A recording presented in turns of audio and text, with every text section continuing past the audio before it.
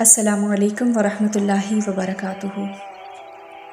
آج ایک new series کے ساتھ ہم اپنا ایپیسوڈ 2 سٹارٹ کرتے ہیں۔ جیسے میں آپ کو پہلے بتا چکی ہوں کہ یہ سیریز اس لیے ہے کہ ہمارے دل میں جنت کا شوق پیدا ہو اور ہم اس دنیا میں رہتے ہوئے کہیں خیالوں میں اس کو تصور کر سکیں۔ گو کہ ہم جتنا بھی تصور کر لیں وہاں کی نعمتوں کو کبھی بھی جان نہیں سکتے، ان کی اصلیت کہ واقعی وہ ہیں کیا، وہ کیسی ہیں، مگر جتنا بھی ہمیں قرآن اور حدیث سے ملتا ہے اس کی بیس کے اوپر یہ سیریز تیار کی گئی ہیں۔ تو چلتے ہیں سیریز کی طرف۔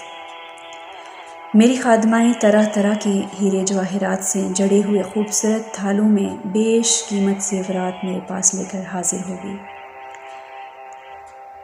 یہ سب کیا میں پہنوں گی؟ مجھے زیور کا تو شروع سے ہی بڑا شوق تھا، مگر اتنے سارے کپڑے، ایک ایک جوڑے کو میں شوق سے کھول کھول کر دیکھنے لگی۔ اتنے خوبصورت، یہ سب کیا میرے ہیں؟ میرا دل کر رہا ہے کہ میں سب پہن لوں۔ ایک خادمہ آگے بڑھ کر بولی، یہ سب آپ ہی پہنیں گی؟ ایک ہی وقت میں اب کہیں کہیں لباس پہن سکتی ہیں۔ میں نے جلدی وہ کپڑے ٹرائی کرنا شروع کر دیے۔ کیا بہترین فٹنگ تھی، یوں لگتا تھا کسی نے خاص طور پر میرے ہی لیے تیار کیے ہیں۔ میں سامنے لگے ہوئے دراز قد شیشے کے سامنے کھڑی ہو گئی اور خود کو آئینے میں دیکھا تو حیران رہ گئی۔ یہ میں ہوں؟ اتنی حسین؟ ایسی تو میں کبھی جوانی میں بھی نہیں تھی۔ میں تو اپنی جوانی سے بھی زیادہ حسین ہو گئی۔ کھلا ہوا رنگ و روپ، چہرے پر کوئی داغ دھبا نہیں تھا، کوئی جھریاں نہیں، کوئی ہلکے نہیں۔ جب میں فوت ہوئی تھی تب تو میری حالت بالکل اچھی نہیں تھی۔ بیماری نے میرا رہا سہا رنگ بھی مان کر دیا تھا۔ میں خود کو پہچان نہیں پا رہی تھی۔ میرے سامنے یوں لگتا تھا کوئی انسان نہیں، پری کھڑی ہے۔ دبلا پتلا جسم، میرا موٹا جسم کہاں گیا؟ میرا موٹاپا کہاں گیا جو جوانی میں ہوا کرتا تھا؟ اور میرا کمزور جسم کہاں گیا جو فوت ہونے سے پہلے تھا؟ مجھے کتنا شوق تھا نا حسین نظر آنے کا، اس کے لیے میں نے کتنے جتن کیے، مگر جوانی میں موٹاپے نے تنگ کر رکھا تھا اور ادھیڑ عمر میں بیماری نے میرا کچھ نہیں چھوڑا۔ اب یہ ایسا خوبصورت متوازن جسم کہاں سے آ گیا؟ میری خادمہ آگے بڑھی اور کہنے لگی، یہ جنت ہے، یہاں سب جوان ہیں، سب حسین، نہ کوئی حیض، نہ کوئی نفاس، نہ کوئی حسد، نہ کوئی غصہ، نہ کوئی کینہ۔ میں بے اختیار ہو کر اپنے نرم و ملائم گالوں پر ہاتھ پھیرنے لگی۔ میرا حسن ایسا تھا کہ اگر کوئی لمحہ بھر کے لیے بھی دیکھ لیتا تو شاید مر جاتا۔ دنیا میں اگر میں جہاں کہوں تو مغرب اور مشرق سب روشن ہو جائیں۔ میری خوشبو ایسی تھی کہ دنیا میں چلی جاؤں تو ساری دنیا روشن، ساری دنیا خوشبودار ہو جائے۔ میک اپ کی تو بالکل بھی ضرورت نہیں تھی، میں اس کے بغیر ہی اتنی حسین لگ رہی تھی، میرا جی ہی نہیں بھر رہا تھا خود کو دیکھتے دیکھتے۔ دنیا میں تو حال یہ ہو گیا تھا کہ آخر میں تو خود کو شیشے میں دیکھنے کا بھی جی نہیں چاہتا تھا، اور آج یہ ہے کہ دنیا کی حسین ترین عورت بھی میرا مقابلہ نہیں کر سکتی۔ میرے چہرے سے ایسا نور پھوٹ رہا تھا کہ جو کبھی کسی نے تصور بھی نہ کیا ہوا ہو۔ میرے قریب کھڑی خادمہ نے میرے شوق کو دیکھا اور بولی، یہ حسن آپ کی نمازوں، آپ کے روزوں، آپ کی عبادات کی وجہ سے آپ کو ملا ہے۔ اس کی وجہ سے اب جنت کی حوروں سے بھی زیادہ حسین بنا دی گئی ہیں۔ مجھے تو یقین نہیں آ رہا تھا، میں خود کو موڑ موڑ کر شیشے میں دیکھ رہی تھی، یوں لگتا تھا میرے رب نے مجھے نیا بنایا ہے۔ واقعی میں وہ نہیں، میں دوبارہ پیدا کی گئی ہوں، اور میری زبان بار بار الحمدللہ کی کلمات کہی جا رہی تھی۔ بے اختیار میرے منہ سے یہی نکل رہا تھا، یا اللہ تو کتنا قدردان ہے، مجھے پتہ ہوتا تو میں اس سے بھی زیادہ شوق سے تیری عبادت کرتی، میں اس سے زیادہ تیری محبت میں تیری اطاعت کرتی۔ میں نے کیوں کوئی ایک دن بھی کمی کی؟ میں تو اس قابل بھی نہ تھی جو کچھ تو نے مجھے عطا کر دیا۔ میرے ٹوٹے پھوٹے اعمال پر ہی میں ان کو اور اچھا کر لیتی۔ اگر مجھے پہلے پتہ ہوتا تو واقعی کتنا قدردان ہے۔ میرا دل چاہ رہا تھا کہ میں اپنے رب کے آگے سجدہ ریز ہو جاؤں۔ میری خادمہ بھانپ گئی اور بولی، یہاں کوئی سجدہ نہیں، یہ دنیا نہیں ہے، نہ یہاں سجدہ، نہ یہاں نمازیں، نہ یہاں روزے، یہاں صرف عیش ہی عیش ہے۔ میں نے حیران ہو کر کہا، اچھا سنو، کہیں میرا یہ حسن ماند نہ پڑ جائے۔ کیا کروں کہ میں ہمیشہ ایسی ہی رہوں، کبھی میرے چہرے پر کوئی بدنمائی نہ آئے، ہمیشہ اتنا ہی زبردست رہے۔ اس سے پہلے کہ میں اس سے کوئی جواب پاتی، ایک آواز ہمارے کانوں میں پڑی۔ باہر کوئی اعلان ہو رہا تھا۔ میں کھڑکی کی طرف بڑھی، میری ساری خادمائیں میرے پیچھے پیچھے حاضر باش چلتی ہوئی آ گئی۔ وہ تو یوں لگتا تھا کہ ایک پوری ٹیم میرے حکم کی منتظر ہے کہ ادھر میں منہ سے کچھ نکالوں تو وہ فوراً پورا کریں۔ میں کھڑکی کے قریب آ کر کھڑی ہو گئی۔ باہر ایک مسحور کن خوشبو تھی۔ یہ وہی خوشبو تھی جو جنت میں داخل ہونے سے پہلے کہیں سال کی مسافت سے آ رہی تھی۔ میں نے ایسی خوشبو کبھی نہ سونگھی تھی۔ اعلان کرنے والا ایک اعلان کر رہا تھا۔ وہ کہہ رہا تھا، اے جنتیو، اب تم ہمیشہ صحت مند رہو گے، کبھی بیمار نہیں پڑو گے۔ میرے منہ سے بے اختیار نکلا، ہائے اچھا، الحمدللہ، مجھے پتہ ہے بیماری کیا ہوتی ہے۔ میں نے بیماری کے دن دیکھے ہیں، بہت تکلیف دہ ہوتے ہیں، ہر چیز بے معنی ہو کر رہ جاتی ہے۔ اعلان کرنے والے نے دوسرا اعلان کیا، اے جنتیو، تم ہمیشہ زندہ رہو گی، تمہیں کبھی موت نہیں آئے گی۔ تب میرے منہ سے بے اختیار نکلا، اچھا، کبھی مریں گے نہیں؟ اس کا مطلب یہاں پہ کوئی جنازہ نہیں ہوگا، قبر نہیں ہوگی، موت نہیں آئے گی، تو کوئی جدائی بھی نہیں ہوگی۔ میرے شوہر کی جب وفات ہوئی تھی تو مجھے یاد ہے کہ میں کتنا روئی تھی۔ 3 چھوٹے چھوٹے بچے تھے۔ شوہر کا سایہ سر سے اٹھ گیا تو زندگی تاریک ہو گئی تھی۔ انسان موت کے آگے کتنا بے بس ہو جاتا ہے، کیسے اپنے پیاروں سے نہ چاہتے ہوئے ہمیشہ جدا کر دیتی ہے موت۔ یہ کیسی پیاری جگہ ہے جہاں موت نہیں، یہاں کوئی کسی کے غم میں آنسو نہیں بہائے گا، یہاں کوئی جدائی نہیں ہوگی، یہاں ہمیشہ اپنے پیاروں کا ساتھ رہے گا۔ اعلان کرنے والے نے ایک اور اعلان کیا، جنتیو، یہاں ہمیشہ تم جوان رہو گے، کبھی بڑھاپا نہیں آئے گا۔ پھر یہ سن کر میرے منہ سے بے اختیار نکلا، ہائے واقعی بڑھاپا نہیں آئے گا، وہ تو ایک اذیت ہے۔ میں نے اپنی امی جان کو بڑھاپے میں دیکھا تھا تو وہ کیسے بستر پر لگ کر رہ گئی تھی، جسم لاغر ہو گیا تھا، عقل جاتی رہی تھی۔ بڑھاپا تو خود ایک بیماری سے کم نہیں، اور اس کا مطلب یہ ہے کہ میرا حسن ہمیشہ ایسے ہی رہے گا، میں ہمیشہ جوان رہوں گی اور کسی میک اپ کی ضرورت نہیں، خود کو جوان رکھنے کے لیے کسی کریم فیشل کی ضرورت نہیں، میں ہمیشہ جوان رہوں گی۔ اعلان کرنے والے نے پھر کہا، اے جنتیو، تم ہمیشہ مزے کرو گے، کبھی غمگین نہیں رہو گے۔ اس کی آخری بات نے تو میرا دل ہی کھینچ لیا۔ اچھا، کیا واقعی یہاں کبھی کوئی غم نہیں ہوگا؟ مجھے یاد آیا، دنیا میں نے بڑے دکھ جھیلے، بڑے دکھ کاٹے، بہت عرصہ روتی رہی۔ غم بھی انسان کو کھا جاتا ہے، مار دیتا ہے۔ وہ جنت جیسی زمین پر بھی ہو تو غم اس کو کسی قابل نہیں چھوڑتا۔ اس کے پاس دنیا جہان کی آسائشیں بھی ہوں، مگر اگر دل میں دکھ ہو تو زندگی بھاری ہو جاتی ہے۔ انسان زندہ ہو کر بھی ایک لاش سے کم نہیں ہوتا۔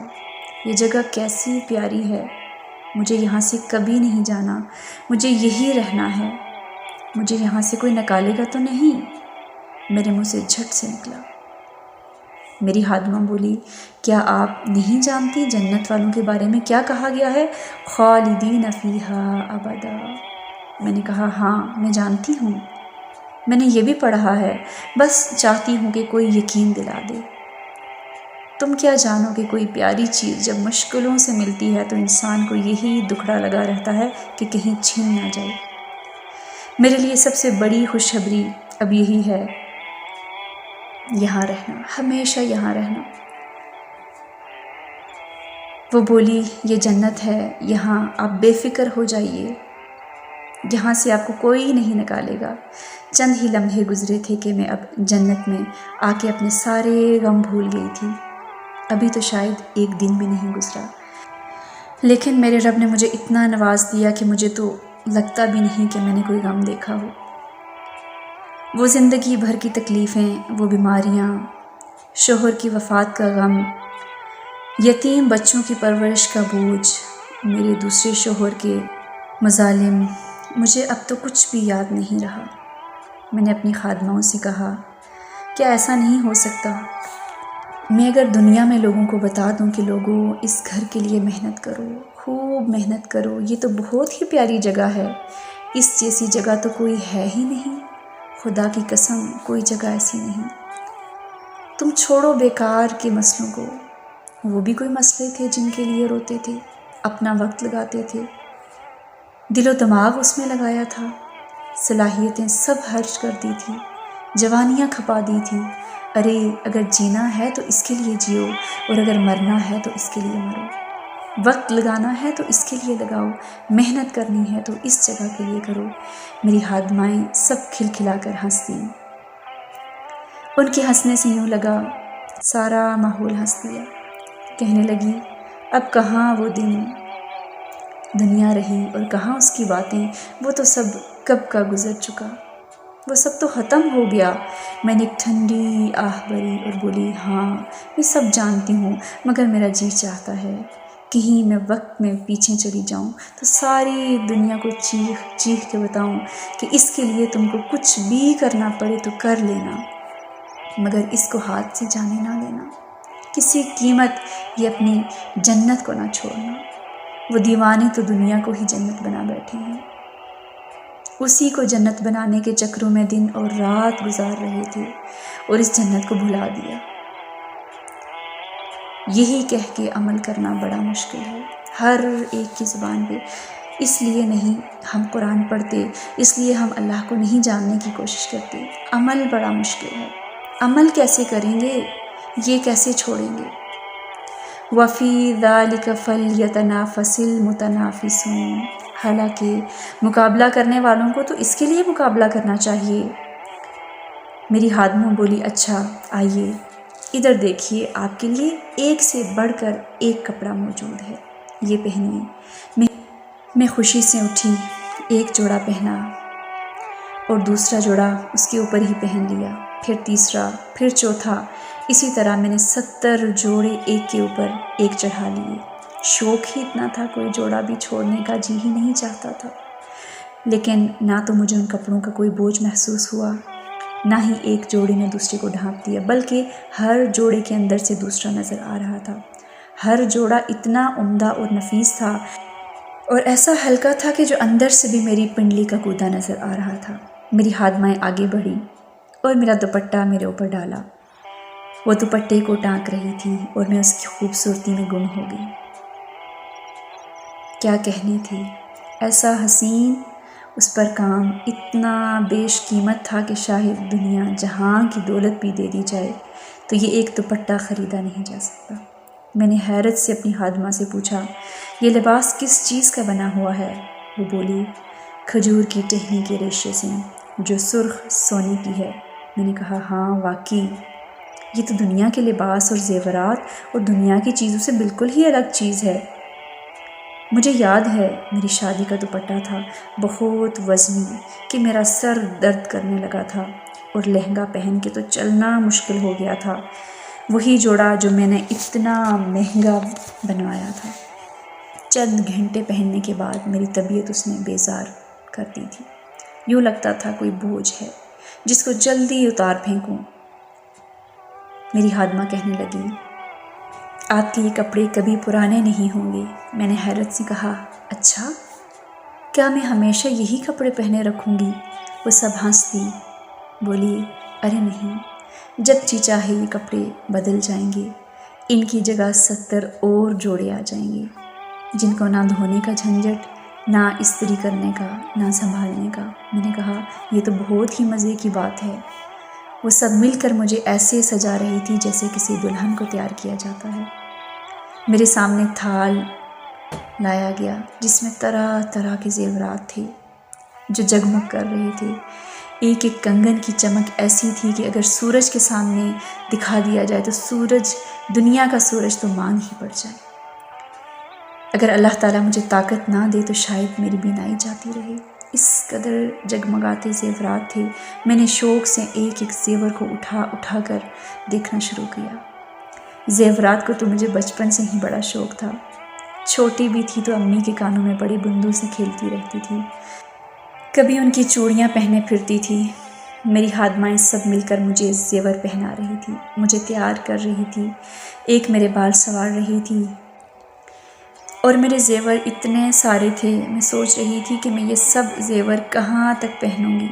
وہ بولی جہاں تک آپ کے وضو کا پانی جاتا تھا آپ زیور پہنیں گی۔ ان زیورات میں ایسے ایسے موتی تھے کہ دنیا کے کوہ نور اور ہیرے سے بھی بیش قیمت۔ ساری دنیا کی دولت بھی کوئی لٹا دے تو یہ موتی حاصل نہیں کر سکتا۔ میں نے بڑے بڑے جیولرز کی شاپ میں بڑے بڑے زیور دیکھے تھے، بہت سارے زیورات کی میگزین دیکھا کرتی تھی، مگر نہ ایسے ڈیزائن کبھی دیکھے، نہ ایسے قیمتی زیورات، کہیں سونے کے، کہیں چاندی کے۔ آخر میں میری خادماؤں نے میرے سر پر تاج رکھ دیا۔ میں تو واقعی کسی بڑی سلطنت کی ملکہ لگ رہی تھی۔ میرے اللہ، ہم نے کن کاموں میں زندگیاں لٹا دی۔ تو نے ہمارے لیے یہاں کیا کیا تیار کیا ہوا تھا۔ کاش ہمیں اس وقت سمجھ آ جاتی تو ایک پل بھی تیرے ذکر میں کمی کوتاہی نہ کرتے۔ ہم تجھ سے کتنی محبت کرتے، ہم تجھ پر پھر کتنا قربان ہوتے۔ میں انہی خیالات میں تھی کہ ایک خادم حاضر ہوا، بولا آپ کے لیے پیغام ہے کہ آپ اپنے کس شوہر کے ساتھ رہنا پسند کریں گی، پہلے والے یا دوسرے والے؟ اللہ تعالیٰ آپ کو وہی عطا کرے گا جس میں آپ کی خوشی ہوگی۔ میں تو خوشی سے اچھل گئی۔ میرے پہلے شوہر میرے ساتھ بہت شفیق اور مہربان تھے۔ ان کے انتقال کے بعد میرے ابا نے میری شادی قدرے ادھیڑ آدمی سے کر دی۔